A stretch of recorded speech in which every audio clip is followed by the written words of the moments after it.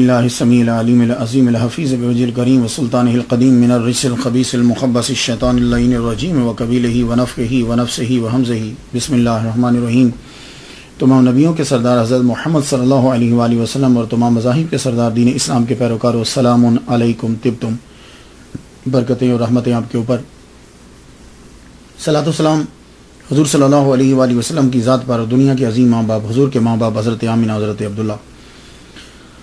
آج کی گفتگو جو ہے وہ 36ویں مرحلے میں داخل ہو گئی۔ تاج النساء، عورتوں کے سر کا تاج، حضرت رابعہ بنت اسماعیل العدویہ الکیسیہ بصری رحمۃ اللہ علیہ۔ بہت سے لوگوں نے ان کے بارے میں بیان کیا ہے۔ میرا من چاہا کہ امام حسن بصری رحمۃ اللہ علیہ کا تذکرہ ہوا ہے تو لوگوں نے میسج بھی یہی بھیجا کہ اب ذرا اگر رابعہ بصری کے بارے میں کچھ بتا دیں، تو میں نے سوچا کہ چلیے ان کے بارے میں ڈیٹیل سے جو ہے وہ گفتگو آپ کے ساتھ ہو جائے۔ سب سے پہلے نام کے بارے میں، آپ کا نام جو ہے یہ رابعۃن، رابعۃن چوتھی عربی لفظ ہے یہ رابعۃن، اس کا معنی ہوتا ہے چوتھی۔ چونکہ 3 بہنوں کے بعد پیدا ہوئی، اس لیے آپ کا نام آپ کی والد گرامی نے رابعۃن چوتھی رکھ دیا، نام ہی وہی پڑ گیا۔ اس کے علاوہ آپ کے نام کے ساتھ العدویہ لگتا ہے، عین کے ساتھ عدویہ، اور الکیسیہ۔ یہ العدویہ اور کیسیہ جو ہے کہ حضرت رابعہ بصری رحمۃ اللہ علیہا جو ہیں وہ کنیز لونڈی نہیں تھی۔ یہ العدویہ والکیسیہ، یہ دونوں لفظ جو ہیں یہ بتا رہے ہیں۔ کیوں آپ کو العدویہ اور کیسیہ کیوں کہا جاتا ہے؟ قیس بن عدی کی ایک شاخ العتیق سے آپ تعلق رکھتی تھی، اس لیے آپ کہا کرتی تھی، جب کوئی آدمی اعتراض کرتا تو فرماتی تھی کہ میں آزاد حرم ہوں،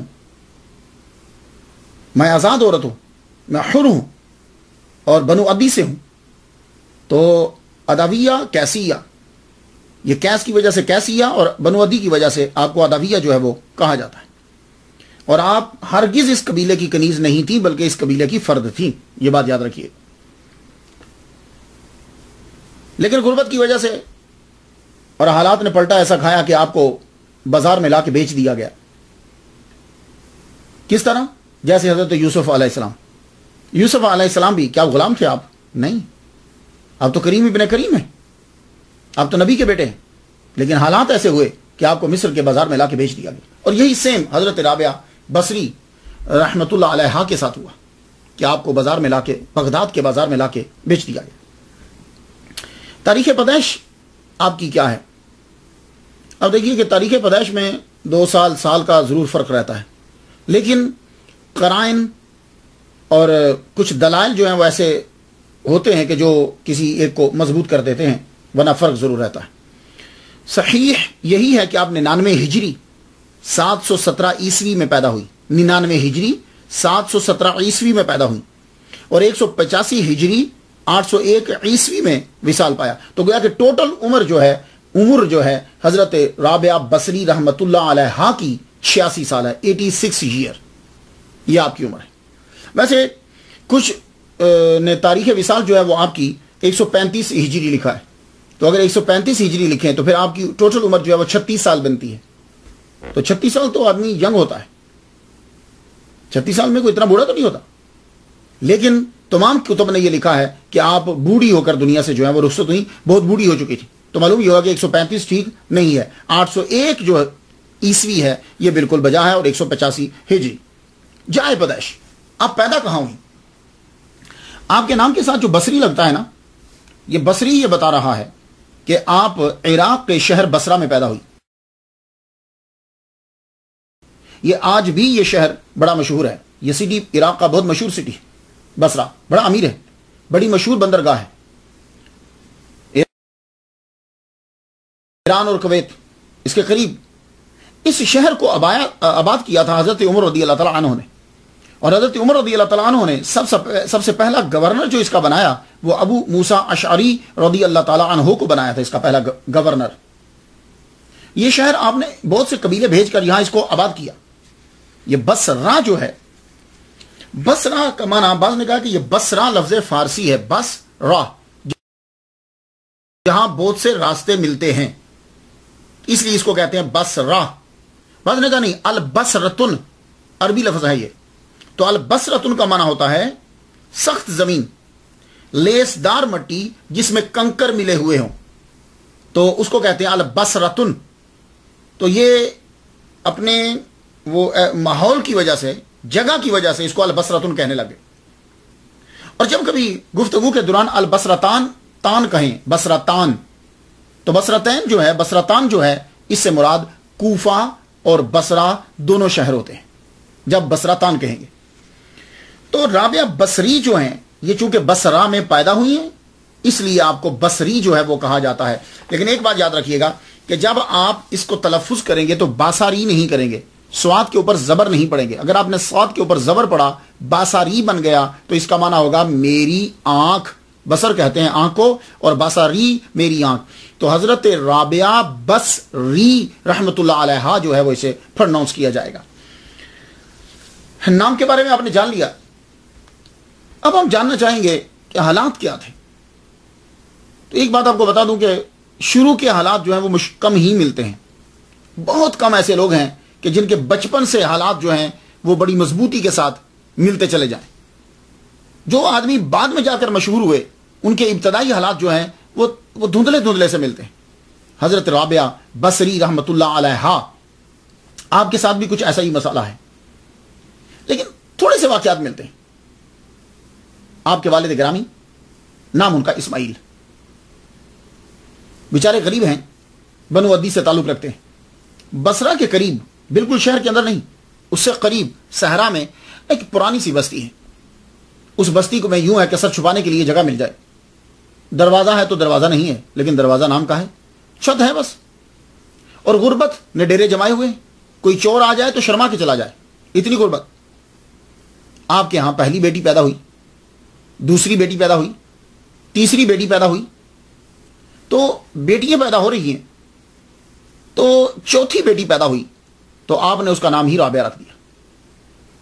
لیکن غربت کا یہ عالم ہے، غربت کا یہ عالم ہے کہ دیے میں جلانے کے لیے آئل نہیں ہے۔ آئل ہوگا، تیل ہوگا تو ڈالیں گے تو جلائیں گے، آئل نہیں ہے۔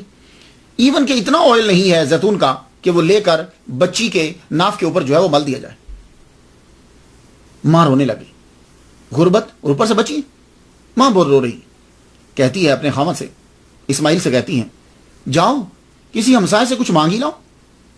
اور آپ کی خودداری، آپ پہلے تو ٹال مٹول گئے، لیکن اس کے اصرار کے باوجود آپ باہر گئے۔ باہر جا کر کیا کرتے ہیں، ہمسائے کے دروازے کے اوپر ہاتھ رکھ دیا، ہاتھ رکھ کے کافی دیر واپس چلے آئے۔ بیوی نے پوچھا، مانگا؟ کہنے لگے ہاں۔ انہوں نے دروازہ نہیں کھولا، فرمانے لگے، فرماتی ہیں تم نے کھٹکھٹایا ہی نہیں ہوگا، وہ دروازہ کیسے کھول دیتے؟ آپ رونے لگے۔ یہ وقت بالکل سحری کا ہے، سحری کا وقت ہو چکا۔ روتے روتے رابعہ بصری کے والد گرامی جو ہیں گھٹنے کے اوپر سر رکھ کے وہیں سو گئے، بیوی کی چارپائی کے پاس وہیں سو گئے۔ چارپائی کیا تھی، وہ جہاں بیچاری لیٹی ہوئی تھی وہیں سو گئے۔ سوئے تو حضور صلی اللہ علیہ وآلہ وسلم کا دیدار ہو گیا، محمد مصطفیٰ صلی اللہ علیہ وسلم تشریف لے آئے۔ ان کا خواب میں آنا اور ہر کتاب کا تذکرہ کرنا، یہ اس بات پہ دال ہے کہ بڑے نیک آدمی تھے، پارسا تھے۔ حضور صلی اللہ علیہ وسلم خواب میں آئے، فرمانے لگے کیوں روتے ہو؟ کہا یا رسول اللہ 4 بیٹی ہیں۔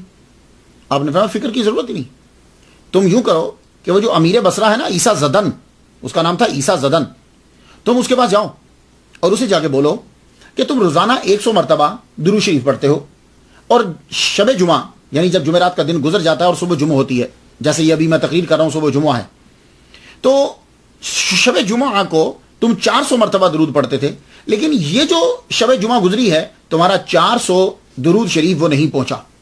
اور یہ ایک ایسا سیکرٹ تھا، ایسا راز تھا کہ جسے عیسیٰ زدن ہی جانتا تھا۔ وہ امیر آدمی تھا بصرہ کا۔ صبح ہوئی، نماز ادا کرنے کے بعد آپ روانہ ہوئے۔ روانہ جب ہوئے تو دربانوں نے اندر جانے نہ دیا، روک لیا۔ آپ نے بلند آواز سے کہا، مجھے حضور صلی اللہ علیہ وآلہ وسلم نے بھیجا ہے، تمہارے مالک کو کوئی پیغام پہنچانا ہے۔ حضور صلی اللہ علیہ وسلم کا نام جو ہے وہ عیسیٰ زدن کے کانوں میں پہنچا۔ کہنے لگا آنے دو، کون ہے؟ کہا جی یہ کوئی اسماعیل ہے۔ آپ نے کہا آنے دو، اوپر بلایا، اندر گئے، بیٹھے۔ تو اس کے پاس جا کے حضور کا سلام دیا اور کہا تم نے 400 دفعہ درود تمہارا اس بار کا مس ہو گیا ہے.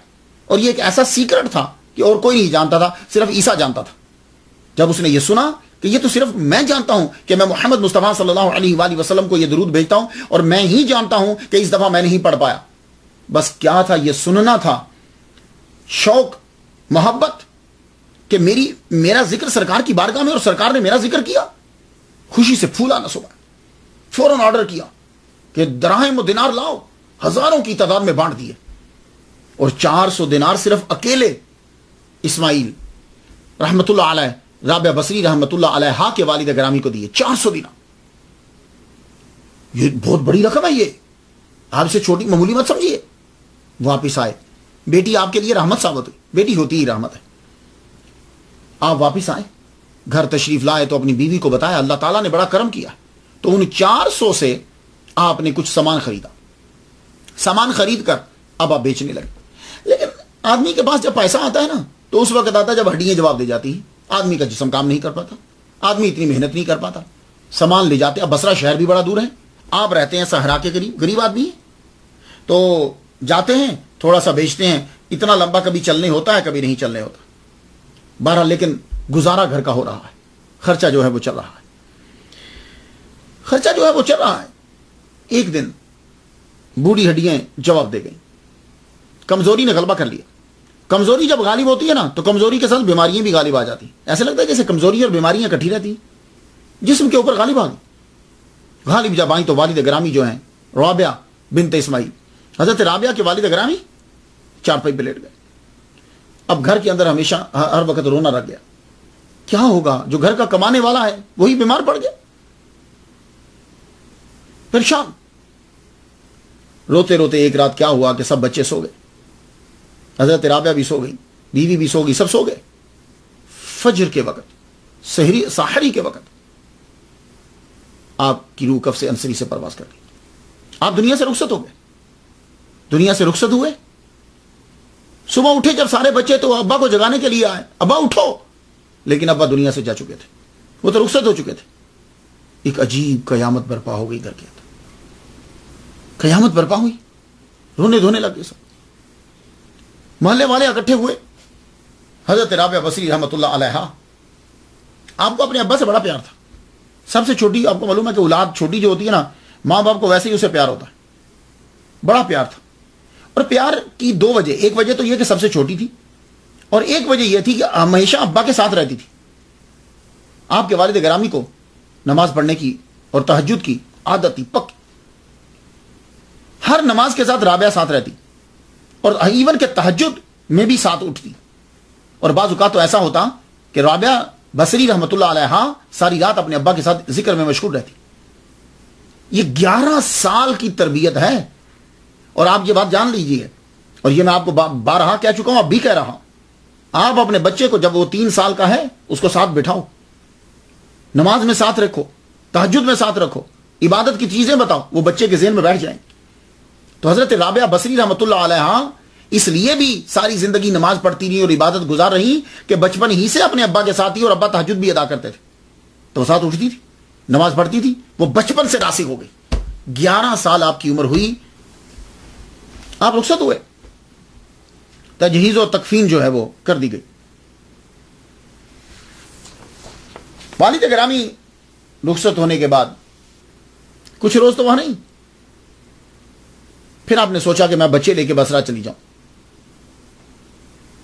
یہاں تو کوئی کمانے والا نہیں ہے, شہر کے اندر رہوں گی تو شاید کچھ کما پائیں. وہاں سے آپ اپنا سب کچھ سمیٹ کے جو کچھ تھا اب بصرہ شہر کی طرف روانہ ہونے لگی. اب میں یہاں عرض کر جاؤں کچھ کہ اختلاف ہے روایات کے اندر. عرب کے جو لوگ ہیں, وہ عرب کے جتنے ماخذ میں نے پڑھے ہیں, وہ حضرت رابعہ بصری رحمت اللہ علیہ کو 36 سال تک ایک عام عورت تصور کرتے ہیں کہ جو گانا بجاتی ہے, ڈانس کرتی ہے, دنیا میں مشغول ہے, اسے دنیا اچھی لگتی ہے. عرب کے ماخذ کے اندر یہی چیزیں ملتی ہیں. ایک ہے فارس کا ماخذ, یعنی جو فارسی ہیں وہ لوگ جب بیان کرتے ہیں, یا اولیاء کرام جو ہیں, وہ ان کے نزدیک جو ہے وہ یہ ہے کہ آپ کا اس کے ساتھ کوئی تعلق نہیں. آپ شروع ہی سے اللہ کی طرف آپ کی توجہ تھی, آپ نے اپنے والد گرامی سے سب کچھ سیکھا, لیکن آپ پر ظلم کیا گیا کہ آپ کو جبرن جو ہے وہ بیچا جاتا رہا اور آپ پر ظلم جو ہے وہ ہوتے رہے. جب آپ کے والد گرامی کا انتقال ہو گیا تو اور پھر اس کے بعد اسی طرح روایات میں بھی اختلاف ہے. بعض نے کہا کہ آپ کی والدہ بھی فوت ہو گئی اور والد بھی فوت ہو گئے, آپ کی بہنیں کہیں اور چلی گئی, آپ تنہا رہ گئی, اکیلی رہ گئی اور اسی گھر کے اندر عبادت کرتی رہتی تھی کہ آپ کو وہاں سے اغوا کر لیا گیا. ایک یہ ہے کہ آپ چاروں بہنوں کے ساتھ جو ہے وہ روانہ ہوئی, چاروں بہنوں کو جو ہے اکٹھا اغوا کر لیا گیا, یہ بھی ہے. اور ایک یہ ہے کہ پتہ نہیں بہنیں کہاں چلی گئیں اور یہ بیچاری تنہا رہ گئیں اور خود جو ہے وہ اکیلی بصرہ میں پہنچ گئیں, بھاگ کے چلی گئیں, کیونکہ انہیں لگتا تھا کہ میں بڑے اچھے مکان میں رہوں, اچھی جگہ میں رہوں, لیکن وہاں پیچھے سے پھر ہے کہ وہ باقی کہاں گئی. لیکن میں عرض کرنا چاہوں گا کہ وہ چیز کتابوں والا تو لکھ دیتے ہیں جو ان کو ملا ہے, لیکن ہمیں بھی کچھ سوچنا پڑتا ہے کہ کون سی چیز جو ہے وہ ان کے مقام کے مطابق ہے اور کون سی چیز آگے کی چیز کے ساتھ میچ کرتی ہے, تب گفتگو کرنا جو ہے وہ آسان ہو جاتا ہے. حضرت رابعہ بصری رحمۃ اللہ علیہ اور آپ کی 3 بہنیں اپنی والدہ کے ساتھ بصرہ شہر کی طرف روانہ ہو رہی کہ آپ کے اوپر ڈاکوؤں نے حملہ کر دیا. ڈاکو جو ہے وہ مل کر انہوں نے آپ کو پکڑا, آپ کی والدہ کو قتل کیا, اور صرف یہی 4 ہی نہیں, اس بستی کے جتنے لوگ تھے جو ان کے ہتھے چڑھتا گیا, وہ بوڑھا تھا, بچہ تھا, جو بھی تھا, پکڑ لیا. اور زیادہ تر ان کی نظر جو ہے وہ عورتوں کے اوپر تھی. حضرت رابعہ بصری بھی بیچ میں آ گئی. یہ کیا بستی میں کوئی اور بچانے والا نہیں تھا؟ کسی نے بچایا نہیں, کوئی آڑے نہیں آیا. میں اس بات پہ میں نے تحقیق کی کہ وہ ڈاکو اس طرح دندناتے کیوں پھر رہے تھے.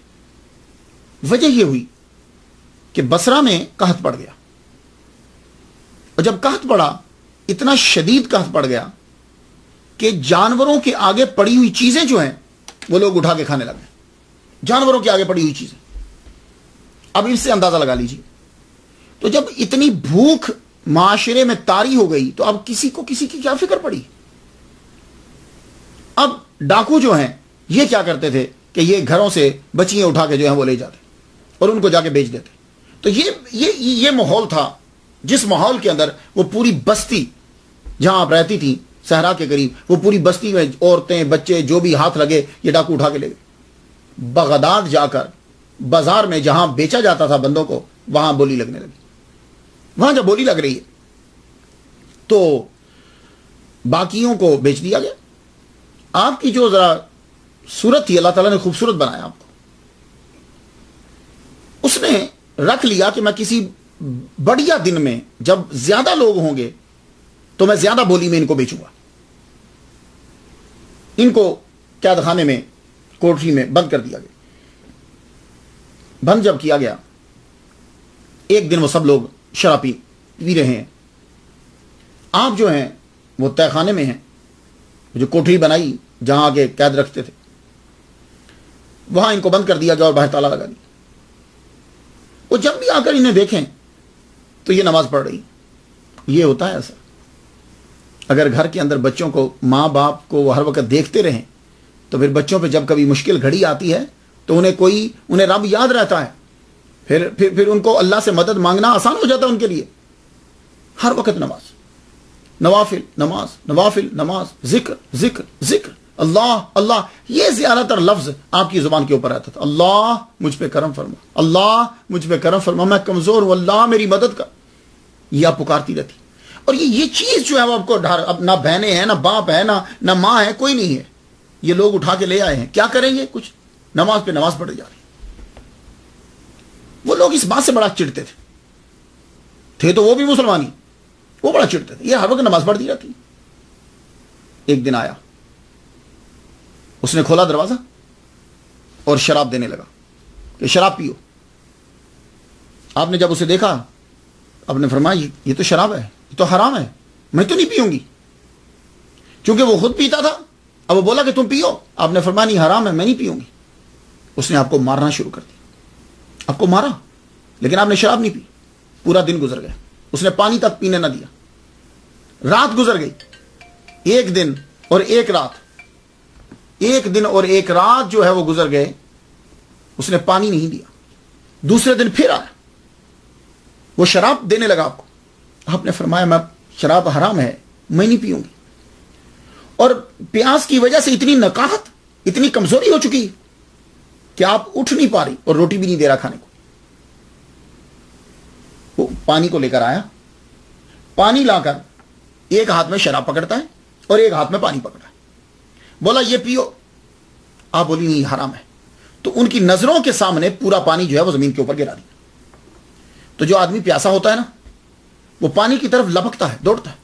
اب تیزی کے ساتھ پانی کی طرف بڑھی, اس نے پانی زمین کے اوپر گرا دیا.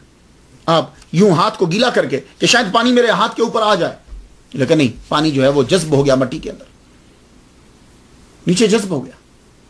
اس نے پانی پینے کو نہیں دیا, دروازہ بند کر کے واپس چلا گیا. آپ روتی ہوئی اللہ کی بارگاہ میں گڑ گڑاتی ہوئی, اے اللہ میں کمزور ہوں, اے اللہ میں کمزور ہوں, میری مدد کر. پورا دن گزر گیا, اب بھی پانی نہیں دیا. رات کے وقت آتا ہے اور پھر شراب ہی دیتا ہے. آپ فرماتی ہیں یہ حرام ہے, میں نہیں پیوں گی.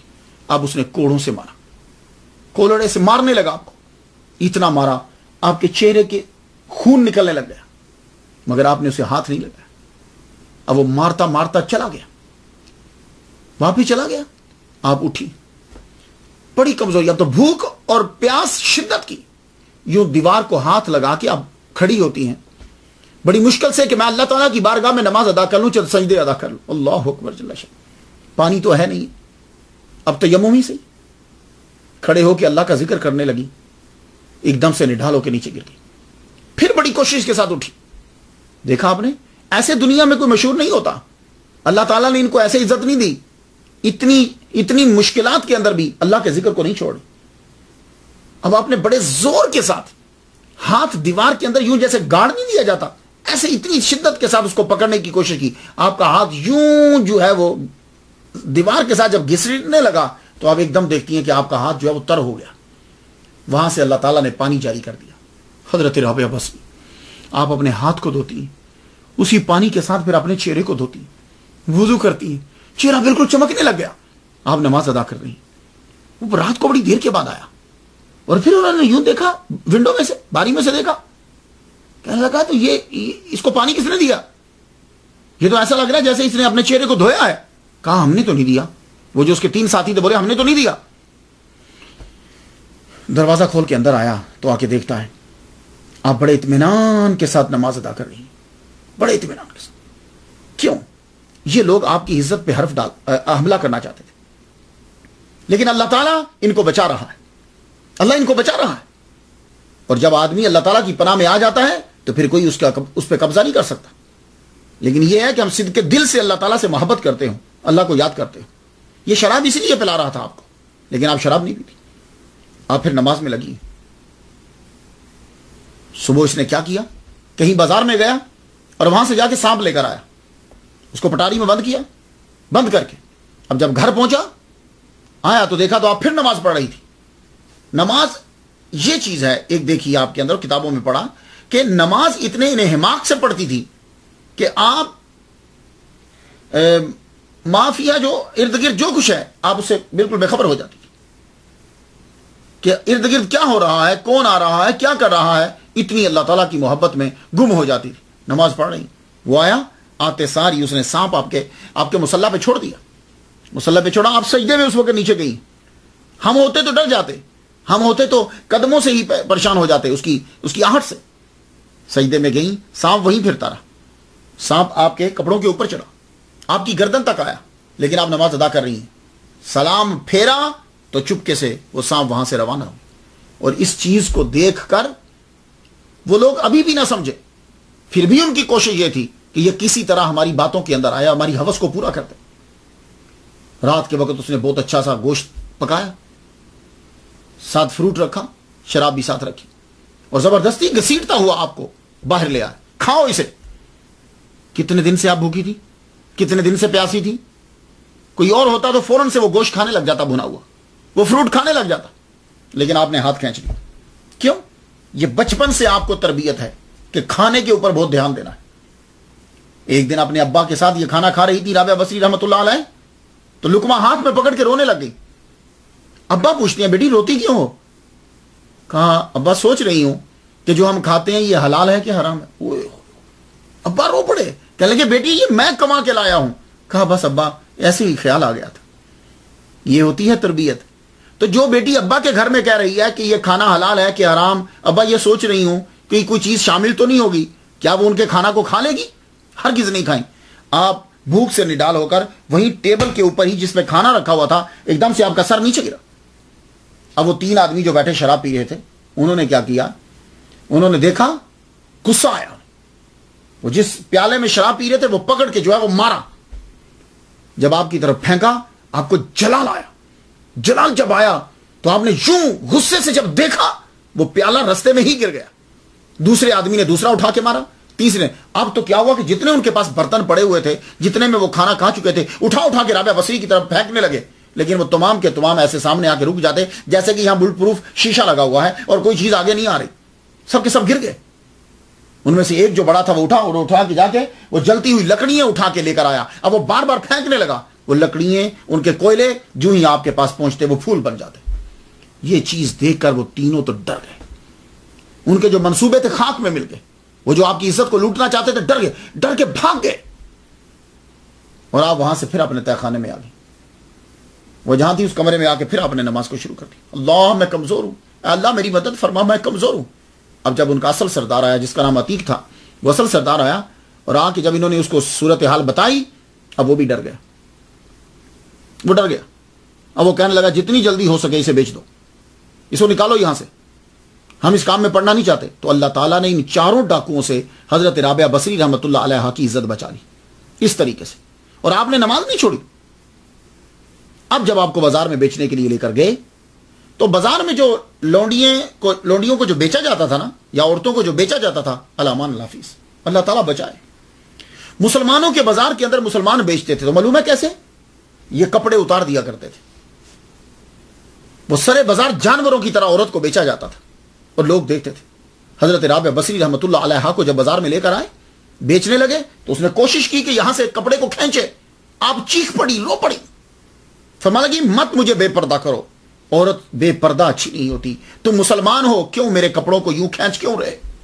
बागदाद के बाजार के अंदर यह अजीम औरत जो है, और वाकई उसने बड़ी दफा कोशिश की। उसी वक्त मजमे के अंदर एक आदमी था, बड़ा अमीर, बड़ा लैंडलॉर्ड था, नाम उसका हसन था। वो कहीं बाजार से गुजर रहा था।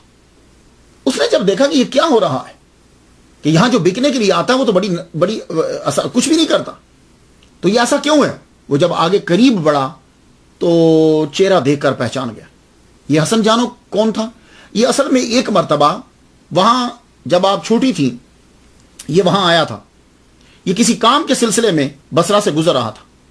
तो इसका जो दोस्त था हम्माद, वो इसका हासिद था, वो इसे मरवाना चाहता था। उसने कुछ आदमी भेजे कि जो ही ये उस सहरा के करीब से गुजरने लगे तो तुम इसको मार देना। तो राबिया बसरी रहमतुल्लाह अलैहा कहीं से गुजर रही थी, तब कोई काम होगा आपको। आपने उन 2 बंदों की बातें सुन ली कि ये जो भी घोड़सवार आ रहा है, मैं ऊपर चढ़ूंगा, मैं एकदम से लकड़ी को नीचे गिराऊंगा, बड़ी सी लकड़ी, ये जो ही रुकेगा एक साइड पे खड़ी होगी। जो ही वो घोड़ा दौड़ाते हुए करीब आया और इसने नीचे से गुजरना था तो आपने जोर से आवाज दे के कहा। वो आदमी पहले ही रुक गया। जब वो रुका तो इतने में इसके हाथ से वो लकड़ी गिर चुकी थी। तो वो लकड़ी बजाय उनके सर के लगने के वो घोड़े के ऊपर लग गई। घोड़ा जो है एकदम से नीचे गिरा जब, तो आप जब नीचे उतरे तो वो बंदे भाग गए। ये हसन जब नीचे उतरा, ये बसरा का बहुत आला ओहदे पे फाइज था, वो भाग गया। जब वो बंदे भागे तो उसको मालूम हुआ कि इस लड़की की वजह से मेरी जान बच गई। तो उसने हजरत राबिया बसरी रहमतुल्लाह अलैहा को चंद सिक्के दिए थे। उसे पहचाना ये लड़की तो वही है, ये शक्ल मुझे कुछ देखी वाली लगती है। वो आगे बढ़ा और उसने जितना बोली लगी थी, एक जगह मैंने पढ़ा है कि तकरीबन 1500 जो है दीनार जो है वो लगी, बाज ने तो 15,000 तक लिख दिया। यानी बेतहाशा बोली जो है वो आपकी लग रही, और आपने उनको खरीद लिया, पैसे अदा कर दिए, और आप जानते थे कि ये लौंडी नहीं है। तो एक रिवायत जो मुझे मिली ये अरब से है कि वो हसन के साथ आपकी जो है वो शादी हो गई। वो आपको घर ले गए, घर ले जाकर जो है वो आपसे शादी की, शादी कर ली। लेकिन शादी तो हो गई, उस हम्माद ने बाद में फिर आपको जो है वो कत्ल करवा दिया। یہ جب قتل ہو گئے، ایک جو ہے وہ روایت یہ عرب کی سائڈ سے یہ روایت آتی، دوسرا یہ ہے، دوسری بات جو فارس کی طرف سے ہے وہ یہ ہے کہ جب آپ بازار میں بیچنے کے لیے وہ لایا تو آپ کو ایک بڈھے آدمی نے خرید لیا. بڈھے آدمی نے جب آپ کو خرید لیا تو خریدنے کے بعد وہ آپ کو گھر لے گیا. اب اس سے کوئی یہ تو ڈر نہیں تھا کہ عزت پر حرف آئے گا، لیکن وہ ظالم بڑا تھا. وہ آپ سے کام بہت کرواتا، کام کرواتا، مارتا بلا وجہ. اور کام معلوم ہے کیا کرواتا ہے؟ جاؤ جنگل میں جاؤ، لکڑیاں لے کر آؤ اور وہ لکڑیاں لا کر بازار میں بیچو، بیچنے کے بعد وہ پیسے مجھے لا کے دو. یہ میں آپ کو فارس کی روایت بتا رہا ہوں. لاؤ اور مجھے آ کے پیسے دو. تو وہ بیچاری کیا کرتی؟ جنگل میں چلی جاتی، جنگل میں جا کے لکڑیوں کو کاٹتی، درختوں سے لکڑیاں توڑتی، توڑ کے جو ہے وہ کٹھی کرتی. اب اس میں دو چیزیں، ایک تو سفر کرنا، لکڑیوں کو کاٹنا، درختوں سے لکڑیوں کو کاٹنا، کٹھا کرنا، اور اٹھائیں گی کتنی؟ اب لکڑی جو ہے کتنی اٹھائیں گی؟ لڑکی کتنی لکڑی اٹھا لے گی؟ تو آپ سے کم لکڑیاں جو ہے وہ اٹھتی. اور ہم وقت حضرت رابعہ بصری رحمۃ اللہ علیہ چہرے پہ نقاب ہی رکھتی تھی اور کپڑے بسیدہ پہنتی تھی، تو عام بندہ یہ سمجھتا تھا کہ بڈھی عورت ہے، اس لیے وہ خود کو چھپاتی تھی اور اوپر یوں آپ اپنا منہ چھپا لیتی. اللہ تعالیٰ نے آپ کو حسن تو بڑا دیا تھا، تو کیا کرتی کہ بازار میں ایک کونے میں جا کے بیٹھ جاتی، لکڑیاں سامنے رکھ لیتی، تو کوئی آتا وہ لکڑیاں لے جاتا. کبھی تو لکڑیاں بک جاتی، کبھی لکڑیاں نہ بکتی، اور جب نہ بکتی تو وہ بڈھا مارتا، وہ بہت مارتا آپ کو. لیکن اس کے باوجود آپ رات کے وقت کھڑی ہو جاتی اور عبادت کرتی رہتی. اے اللہ میں کمزور ہوں، اے اللہ تو نے مجھے عورت بنایا اور مجھے کمزور بنایا مالک. میرا ایک اور بھی مالک ہے، وہ مجھ سے دن بھر کام لیتا ہے، میرے پاس یہ تھوڑا سا وقت جو بچتا ہے میں تھک چکی ہوتی ہوں، لیکن پھر بھی اے اللہ میں تیری عبادت کرتی ہوں. مالک اگر میرے پاس سارا وقت ہوتا میں ہما وقت تیری یاد میں اور تیرے ذکر میں مشغول رہتی، میں اور کوئی بھی کام نہ کرتی. اللہ روتی رہتی اور دن کو پھر کام وہی جنگل میں نکل جاتی. اللہ تعالیٰ نے اس کے ہاں بھی آپ کی عزت کو محفوظ رکھا. یہ چیز یاد رکھیے، کیونکہ اکثر لوگ جو ہیں جن کے دماغ میں خرابی ہے وہ یہ سمجھتے ہیں کہ شاید جیسے ایک کنیز کا کنسپٹ ہوتا ہے نا. نہیں، میں نے بڑی کوشش کی ہر جگہ، کوئی عرب کی روایات بھی لے لیں یا فارس کی روایات لے لیں، ہر پوائنٹ کے اوپر اللہ تعالیٰ نے رابعہ بصری رحمۃ اللہ علیہا کی عزت کو بچا کے رکھا، محفوظ رکھا. وہ کرامت دکھانی پڑی یا کسی اور وجہ سے، عزت اللہ تعالیٰ نے آپ کی محفوظ رکھی. اس لیے کوئی آدمی آپ کی عزت پہ حرف نہیں رکھ سکتا. اور بعد میں اللہ تعالیٰ نے جیسے حضرت یوسف علیہ السلام کو ثابت کر دیا کہ یہ صاف تھے، اسی طرح حضرت رابعہ بصری رحمۃ اللہ علیہا کا بھی کردار جو ہے وہ بالکل کلیئر کروایا دنیا کے سامنے. ایسے نہیں مشہور ہوئی، ایسے نہیں آج تک اولیاء کرام ان کا تذکرہ کرتے. اب جس بڈھے کے پاس رہ رہی ہیں، ایک دن آپ بیچاری تھکی ہوئی آئیں، اس نے آپ کو کہا کہ جاؤ جا کے کوئی وہ اندر سے مرتبان لے کر آؤ. اس میں مربع تھا، آپ مرتبان لے کر آئے. بھوکی تھی، بالکل جسم کمزور، اور لکڑیاں جو ہیں وہ کاٹ کر لائیں جنگل سے. پھر وہ ایک دم سے آپ کا پاؤں لڑکھڑایا، وہ مرتبان نیچے گر گیا، وہ مرتبان ٹوٹا، مربع جو ہے وہ نیچے پھیل گیا. اب اس بڈھے کو غصہ آ گیا، اس نے اٹھ کر وہ مارے تماچے، آپ کو بہت سخت مارا، اور یوں دھکے دیتا ہوا آپ کو آپ کے کمرے کی طرف جا کے بند کر دیا. اور اندر جب گیا تو اندر جا کے کیا کرتا ہے کہ وہ جتنے دیے جل رہے تھے وہ سب بند کر دیے، بجھا دیے. کہنے لگا ان دیوں میں تیل لگتا ہے اور تم پیسے لے کر نہیں آتی، اور میں یہ دیے تمہارے لیے جلاؤں کہ تم ساری رات نماز پڑھتی رہو. دیے بند کر دی. لیکن آپ نے اس اندھیرے میں بھی اللہ کی یاد کو بند نہیں کی، اللہ کی یاد کرتی رہی. ہم لوگ بندے ہو کر ہمارے پاس سب چیزیں ہیں، ہم نماز چھوڑ دیتے ہیں. وہ بیچاری دن کو لوگ اس کے اوپر ظلم کر رہے ہیں اور وہ پھر رات کو نوافل پڑھ رہی ہے، اور ہم آج اپنی تقریروں میں ان کا مذاق اڑاتے ہیں. اللہ اکبر جل شانہ. حضرت رابعہ بصری رحمۃ اللہ علیہا عبادت میں لگی ہیں. وہ بابے کو رات کو پیاس لگی، ایک دم سے ہڑبڑا کے اٹھا. جب وہ اٹھا تو ایک دم سے اسے روشنی نظر آئی. اسے غصہ چڑھا، میں تو دیے بند کر کے آیا تھا، لگتا ہے رابعہ نے دیے دوبارہ جلا لیے روشنی کے لیے. غصے سے اندر گیا. اندر جب جا کے دیکھتا ہے دیے سب بجھے ہوئے ہیں، لیکن کمرہ روشنی سے بھرا پڑا ہے، روشنی، نور ہی نور. وہ ایک دم آدمی گھٹنوں کے اوپر نیچے یوں گھٹنوں کے اوپر گرا. آپ جب نماز پڑھ چکی، نفل پڑھ چکی، سلام پھیرا، ہاتھ جوڑ کے کہنے لگا میری غلطی. وہ بڈھا کہتا میری غلطی، مجھے معاف کر دو، مجھے معاف کر دو. میں نوکر تمہارا، تم میری نوکر نہیں، آج سے میں نے تجھے آزاد کیا۔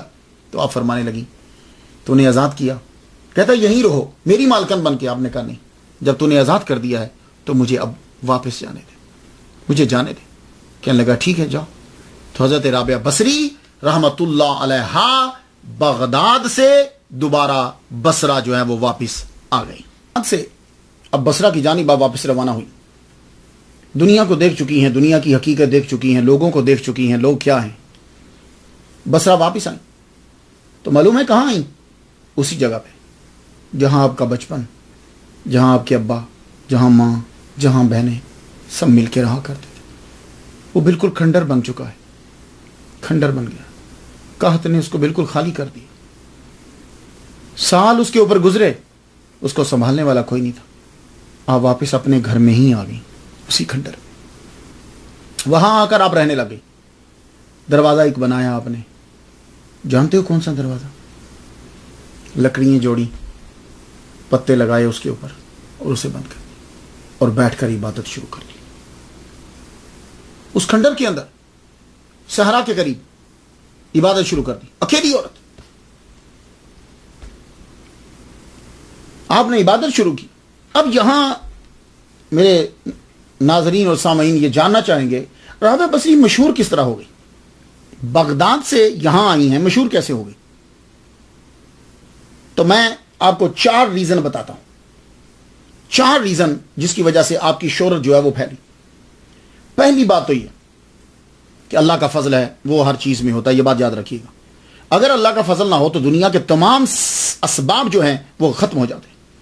سب سے پہلے اللہ کا فضل، اس کے بعد جو ظاہری سبب بنے، وہ پہلا سبب یہ ہے کہ اکیلی عورت کھنڈروں میں اکیلے رہتی نہیں، یہ ان کے لیے بالکل ایک نئی بات تھی۔ فیملی کے ساتھ تو لوگ رہتے ہیں، اکیلی اس طرح نہیں رہتی۔ آپ کے من میں صرف اللہ کا ڈر تھا اور کسی کا ڈر تھا ہی نہیں۔ یہ چیز آہستہ آہستہ بصرہ کے گرد میں پھیلنے لگی کہ یہ رابعہ جو ہے وہ اکیلی وہاں نماز پڑھتی رہتی ہے، اس کو ڈر نہیں لگتا۔ ایک یہ چیز شہرت کا سبب بنی۔ دوسری جو سب سے زیادہ اثر انداز ہوئی لوگوں کے اوپر اور آپ کی شہرت کا سبب بنی، معلوم ہے وہ کیا تھی؟ وہ وہی تھا کہ عورت کا جو عرصہ ہوتا ہے، جس عرصے میں وہ غائب ہو، وہ عرصہ انسان کے اندر شکوک و شبہات پیدا کرتا ہے۔ جتنے عرصے میں وہ فیملی سے غائب ہوتی ہے، وہ عرصہ اگر صحیح ثابت ہو جائے تو پھر اس کی پاک بازی اور پاک دامنی جو ہے نا وہ کلیئر ہو جاتی۔ لیکن جتنے عرصے میں وہ نظروں سے اوجھل ہوتی ہے نا، وہ لوگوں کو کھٹکتا رہتا ہے۔ اللہ تعالیٰ نے رابعہ بصری رحمت اللہ علیہا کہ اس پیریڈ کو معلوم ہے کس طرح کلیئر کیا؟ وہی ڈاکو عتیق جو آپ کو اغوا کر کے لے کے گیا تھا، وہ ایک مرتبہ بصرہ آیا۔ بصرہ جب آیا تو ایک دکان پہ بیٹھا۔ دکان پہ جب بیٹھا تو وہاں رابعہ بصری کا ذکر شروع ہوا کہ ایک عورت ہے، وہ صحرا میں اکیلی بیٹھی، اکیلی عبادت کرتی رہتی ہے، نماز پڑھتی رہتی ہے۔ یہ اس کا سننا تھا تو وہ پوچھتا کہاں ہے؟ اس نے کہا وہ فلاں جہاں ان کا گھر ہوتا تھا۔ اب کافی سال گزر چکے تھے، یہ ڈاکو اور بوڑھا ہو چکا تھا۔ اب اس کے ذہن میں توبہ، کیونکہ یہ تو دیکھ چکا تھا۔ اب یہ آیا واپس، اس نے آ کر آپ کو دیکھا نماز پڑھتے ہوئے، دروازہ بند ہے، دروازے سے بس تھوڑا سا ہی نظر آتا ہے، اور آپ ہر وقت اپنے چہرے کو یوں ڈھانپ کے رکھتی تھی۔ کپڑے تو خیر، جسم تو پورا ڈھانپا، چہرہ بھی، سر بھی، بال تک کچھ چیز نظر نہیں آتی تھی۔ نماز پڑھ رہی نفل سے، وہ پرانا دور، پھر 26 سال 24 سال وہ پھر یاد آ گیا پرانا۔ بولا، جب اس کی آواز آئی تو پوچھتی ہے میں کیا خدمت کروں تمہاری بھائی؟ کہنے لگا مجھے معاف کر دو۔ آپ نے فرمایا تم کون ہو؟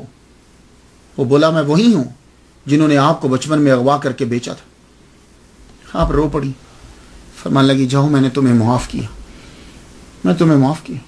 وہ بندہ رو پڑا، گر گڑا پڑا، بڑا رویا۔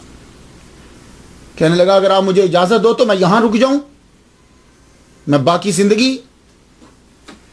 زندگی یہاں گزار دوں آپ کے پاس ہی، تاکہ میرے گناہ میرے معاف ہو جائیں۔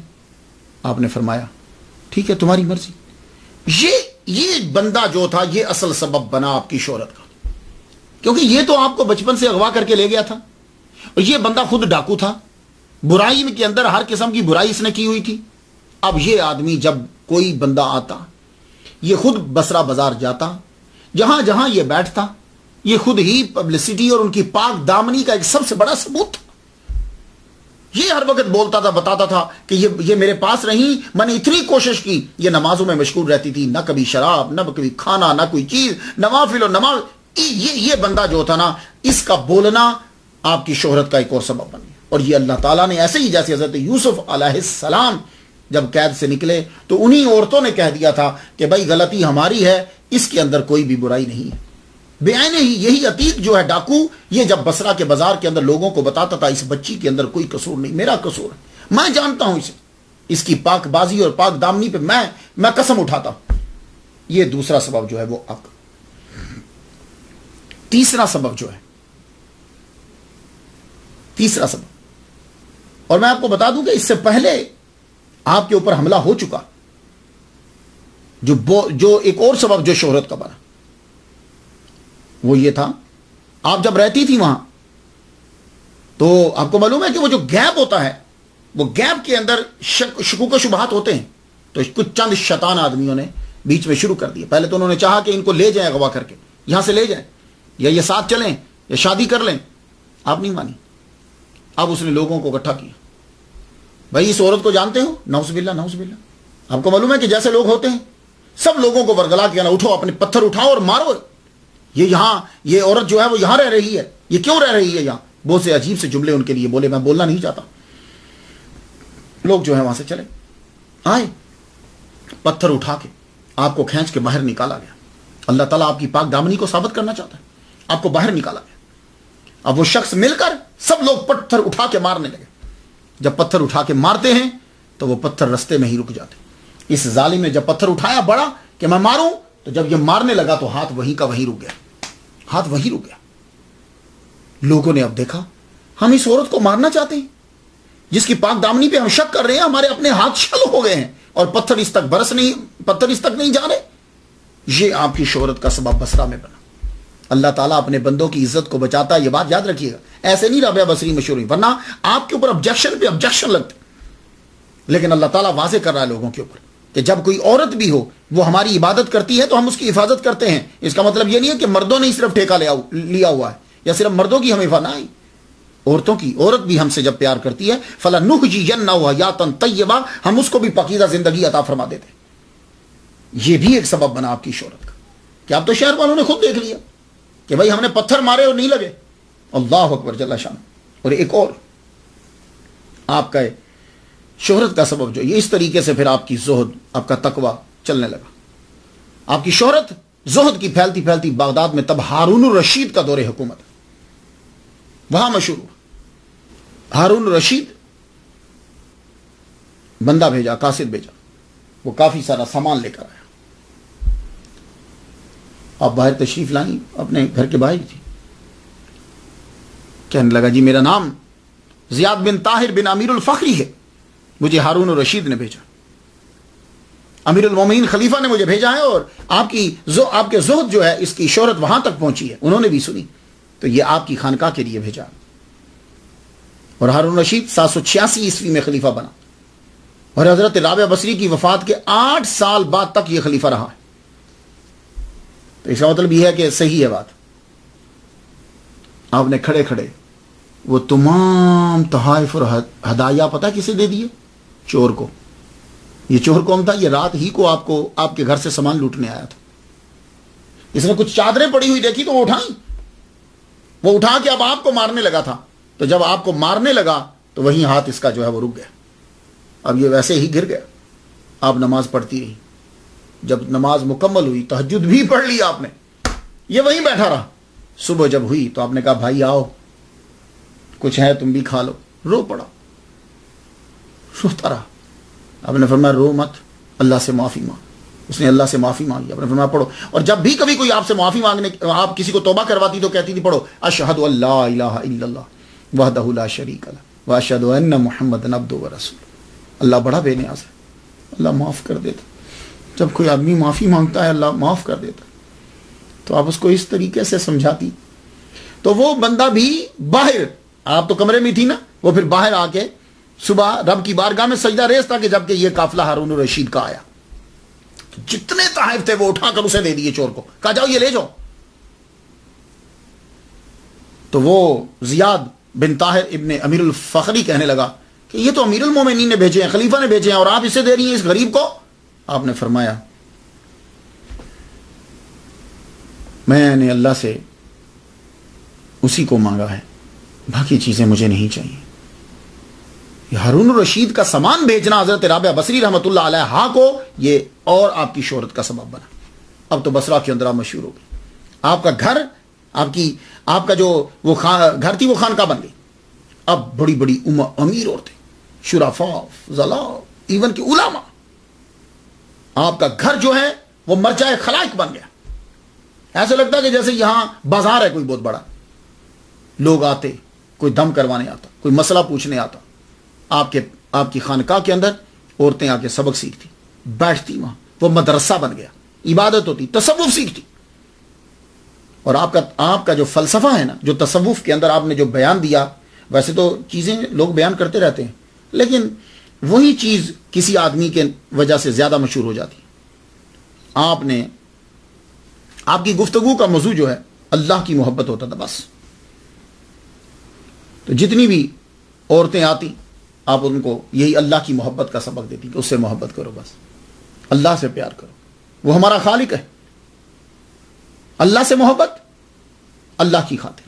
یہ تھا آپ کا فلسفہ، اللہ سے محبت اللہ کی خاطر، کوئی اور بیچ میں سبب نہیں ہونا چاہیے۔ لیکن مولوی کو سمجھ نہیں آ رہی، ملا کو سمجھ نہیں آ رہی، اور اسی فلسفے کے تحت آپ نے یہ گفتگو کی ہے۔ ویسے تو کچھ باتیں ایسی ہوتی ہیں کہ جو ویسے ہی منسوب کر دی جاتی ہیں، لیکن اگر واقعی یہ ان کی بات ہے کہ ایک ہاتھ میں آپ نے پانی لیا اور ایک ہاتھ میں آگ لی، اور کہا کہ اے اللہ میں پانی سے تیری دوزخ کو بجھا دوں، یا کہا تیری دوزخ سے میں تیری جنت کو آگ لگا دوں، مولوی جو ہے وہ شروع ہو رہا ہے یہ اللہ کی توہین ہو گئی، اللہ کی گستاخی ہو گئی۔ تو خود وہ حضور کو اپنے جیسا کہتے ہیں، خود وہ سارا دن بولتے رہتے ہیں، وہاں توہین اور گستاخی کا کوئی کنسیپٹ ہی نہیں۔ نبی مر کر مٹی میں مل گیا، کوئی گستاخی کا تصور ہی نہیں ہو رہا۔ اللہ جھوٹ بول سکتا ہے، یہاں کوئی توہین نہیں ہے۔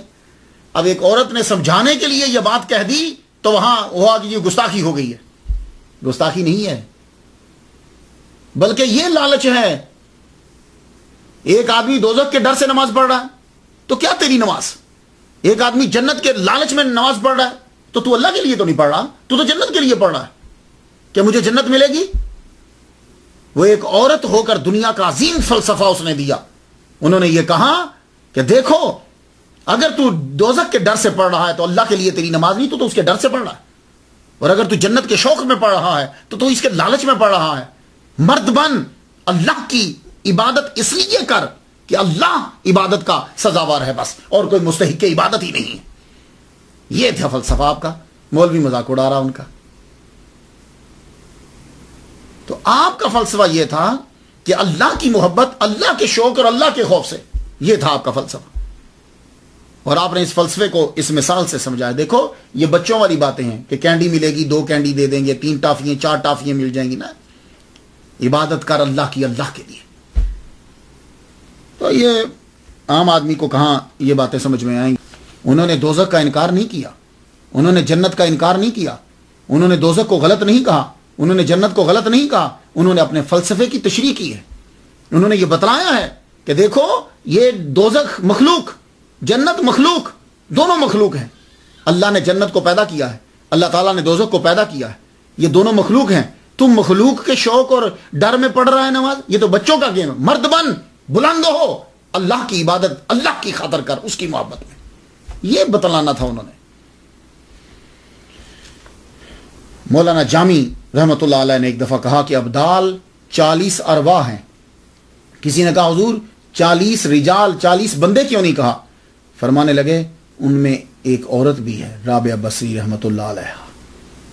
تو اللہ سے محبت اللہ کی خاطر، اللہ کی عبادت اللہ کے خوف، اللہ کے شوق میں، یہ فلسفہ اتنا مشہور ہوا آپ کا، اور آپ اس میں بالکل مضبوط تھی، کیونکہ آپ نے وہ مرحلے دیکھے ہیں کہ جہاں صرف اللہ نے آپ کو بچایا۔ اس لیے آپ کہتی تھی کہ آؤ اللہ سے پیار کرو تاکہ تمہیں معلوم ہو کہ اللہ تعالیٰ کس طرح بچاتا ہے۔ اب آپ کے پاس بڑے بڑے علماء آنے لگے۔ میں جب کتابیں پڑھتا ہوں تو پتہ چلتا ہے کہ جی جناب حسن بصری ان کے پاس آتے تھے روٹی کھانے، ان کے پاس فلاں آتے تھے۔ پھر میں نے غور کیا، کیونکہ اکثر لوگوں کا دل ہوتا ہے کہ ہر بڑے بندے کو ملا دیں ان کے ساتھ، وہ پیچھے ڈیٹ نہیں دیتے، بھلے سے ان کو دنیا سے گئے ہوئے 10 سال ہو گئے ہوں، ملاقات ضرور کروا دینی۔ اب ایک میں واقعہ پڑھتا ہوں، مالک بن دینار اور رابعہ بصری رحمۃ اللہ علیہ کی ملاقات۔ مالک بن دینار جو ہیں یہ 658 عیسوی کو پیدا ہوئے، جس کی یہ 2013 جا رہی، اور 448 عیسوی میں ان کا وصال ہوا۔ تو ان کی ملاقات ان سے مشکوک ہے۔ مالک بن دینار کا اگر کوئی بھی واقعہ آپ کو نظر آتا ہے کہ جی مالک بن دینار ان سے میرے بیچ میں نہ سن ہوگا نہ کوئی چیز نہیں ہوگی، تو پھر سن لو، مالک بن دینار 658 عیسوی کو پیدا ہوئے، 748 عیسوی میں وصال ہوا۔ تو ان کی ملاقات رابعہ بصری رحمۃ اللہ علیہ سے مشکوک ہے۔ کیوں؟ یہ رابعہ بصری سے 59 سال بڑے ہیں، اور آپ کا جب وصال ہوا تب رابعہ بصری رحمۃ اللہ علیہ کی عمر 31 سال کے قریب تھی، 31 سال کے قریب تھی۔ تو ابھی تو اس عمر میں تو یہ تقریباً بغداد کے اندر تھی۔ تو مشکوک ہے، میں یہ نہیں کہہ رہا کہ ناممکن ہے، لیکن مشکوک کہہ رہا ہوں۔ حسن بصری رحمۃ اللہ علیہ کی ملاقات بڑی ثابت کی جاتی ہے، اور کوئی ایسی کتاب نہیں ہے کہ جس نے ثابت نہ کی ہو، اور جس نے کوئی نہ کوئی واقعہ آپ کا تحریر نہ کیا ہو۔ تو یہ بات یاد رکھ لیجئے، حسن بصری رحمۃ اللہ علیہ سے آپ کی ملاقات جو ہے وہ بچپن میں پاسبلٹی ہے کہ بچپن میں ہوئی ہو۔ کیوں؟ اس لیے کہ آپ کے والد گرامی جو ہیں اسماعیل، وہ صوفی تھے، وہ تصوف اور زہد کی طرف مائل تھے۔ تو ان دنوں میں حضرت حسن بصری رحمۃ اللہ علیہ بڑے مشہور تھے۔ تو ہو سکتا ہے کہ جب یہ 6 سال کی، 7 سال کی، 8 سال کی، 9 سال کی، 10 سال کی ہوں تو کسی دفعہ لے گئے ہوں ان کی محفل کے اندر، پاسبلٹی ہے۔ کیوں؟ اس کی وجہ یہ ہے کہ جب حضرت حسن بصری رحمۃ اللہ علیہ کا وصال ہوا ہے تو تب حضرت رابعہ بصری رحمۃ اللہ علیہ کی عمر جو ہے 11 سال تھی۔ یہ ذہن میں رکھ لیجئے گا۔ اب جتنے مرضی واقعے ملاتے رہیں، اب آپ جو کتابوں میں پڑھیں گے تو یہ ذرا تھوڑی سی ریسرچ کر لیا کریں۔ رابعہ بصری رحمۃ اللہ علیہ کی عمر 11 سال تھی جب حضرت حسن بصری رحمۃ اللہ علیہ دنیا سے چلے گئے۔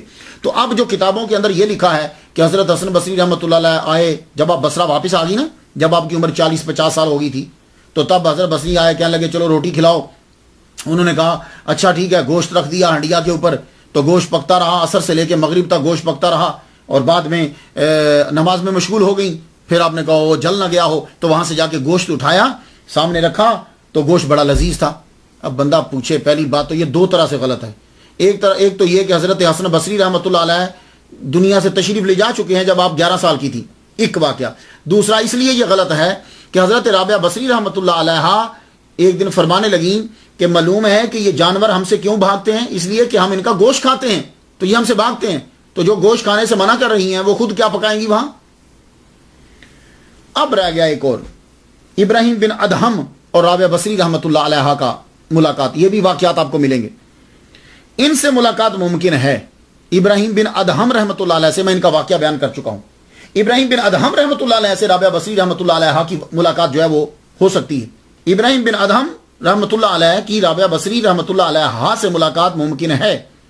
اب چاہے وہ مکہ میں ہو چاہے کہیں بھی ہو، ممکن ہے۔ میں یہ نہیں کہہ رہا کہ ملے ہیں یا واقعات، ممکن ہے، اس لیے کہ ابراہیم بن ادہم رحمۃ اللہ علیہ 718 میں پیدا ہوئے اور رابعہ بصری رحمۃ اللہ علیہ 717 میں پیدا ہوئی، تو یہ 1 سال بڑے ہیں ان سے۔ تو پاسبلٹی ہے، ممکن ہے کہ ان کی ملاقات ہوئی ہو۔ اب اور واقعات، حضرت ذوالنون مصری رحمۃ اللہ علیہ کی ملاقات حضرت رابعہ بصری رحمۃ اللہ علیہ سے، یہ واقعات بیچ میں ملتے ہیں جی، وہ آئے انہوں نے ملاقات کی۔ تو اب سن لیجئے، حضرت ذوالنون مصری رحمۃ اللہ علیہ 796 عیسوی میں پیدا ہوئے ہیں، 796 میں، اور وصال ہوا ہے 859 میں۔ آپ کی ملاقات رابعہ بصری رحمۃ اللہ علیہ سے کیسے ہو سکتی ہے؟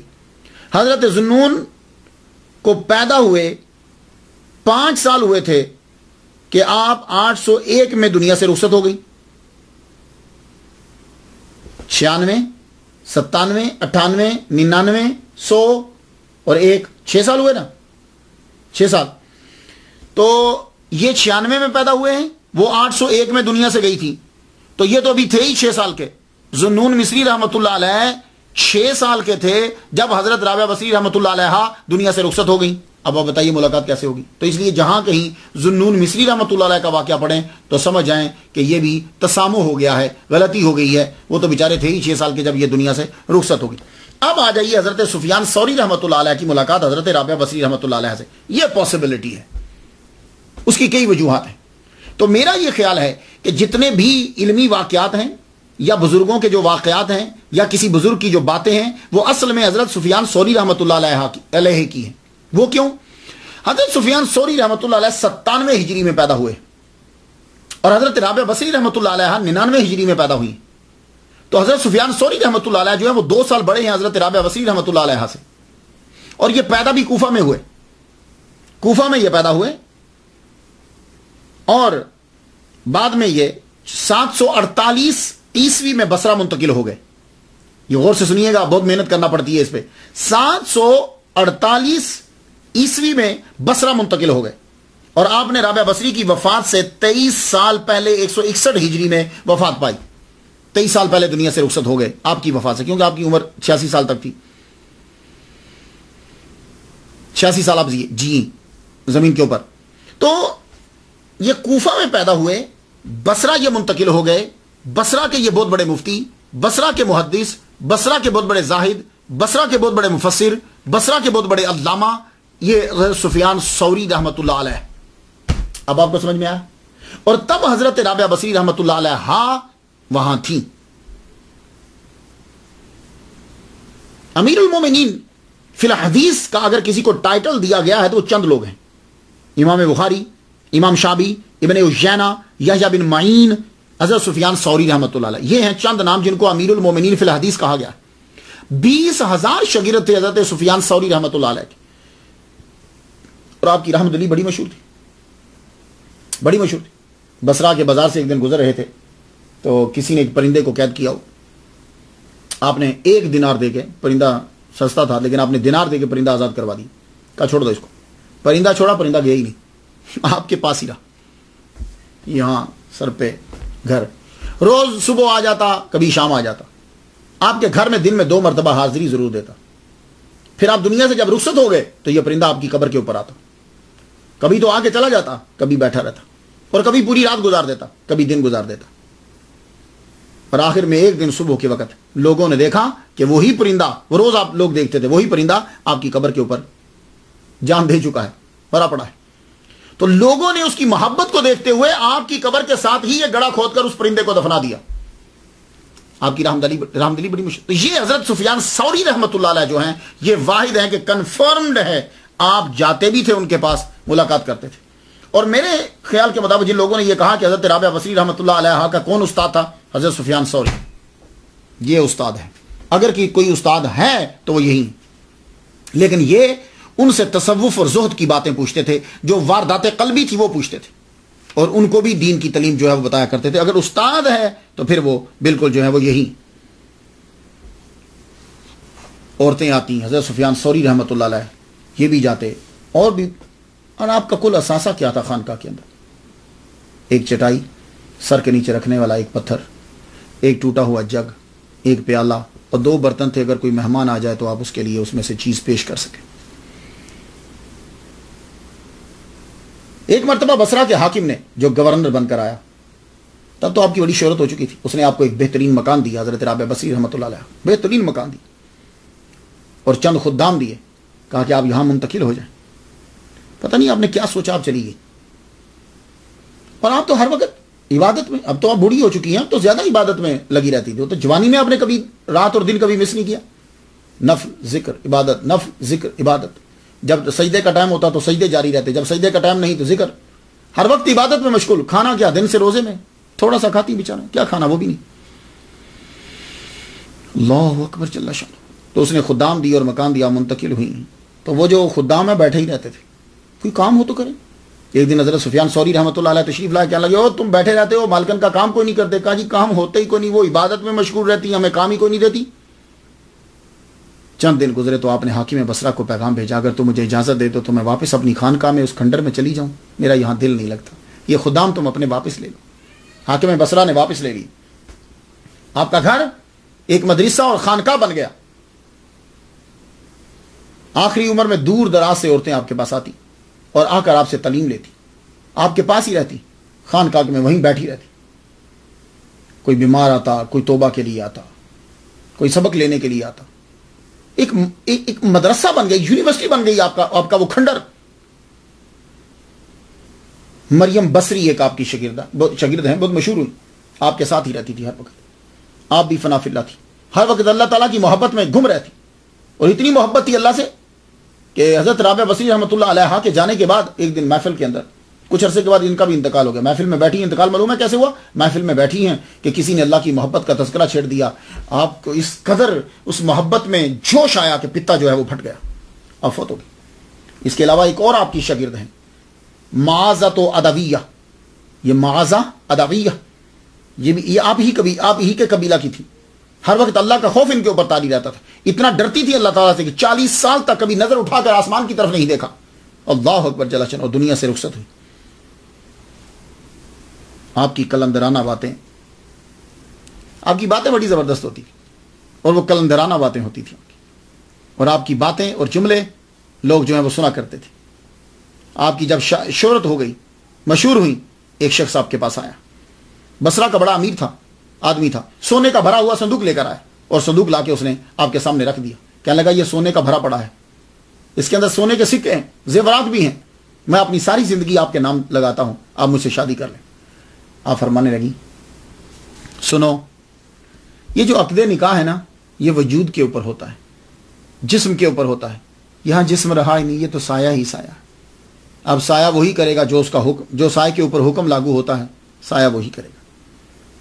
اور میں کمزور ہوں، میں 2 مالک کی نوکری نہیں کر سکتی.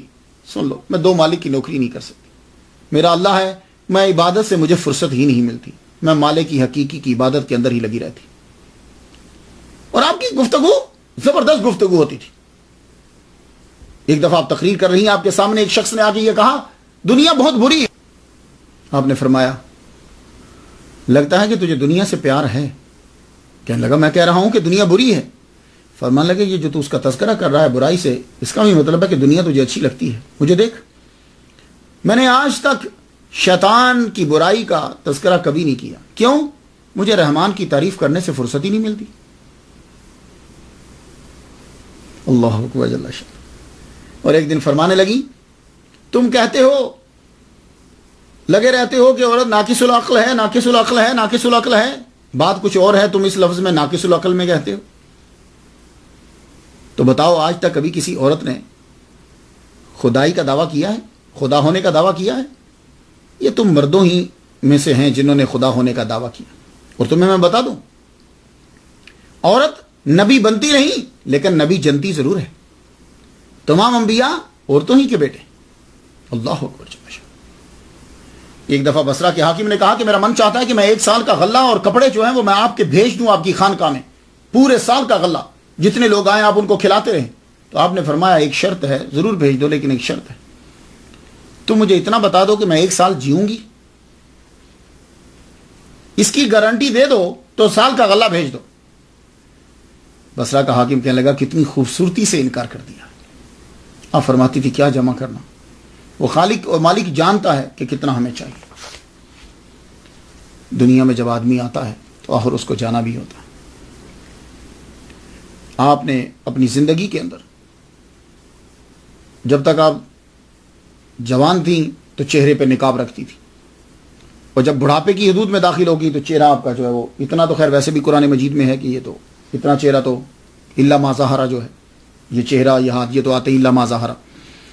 تو اب تک جو آتا تھا آپ اس کو تبلیغ ضرور کرتی تھی، بتلاتی ضرور تھی.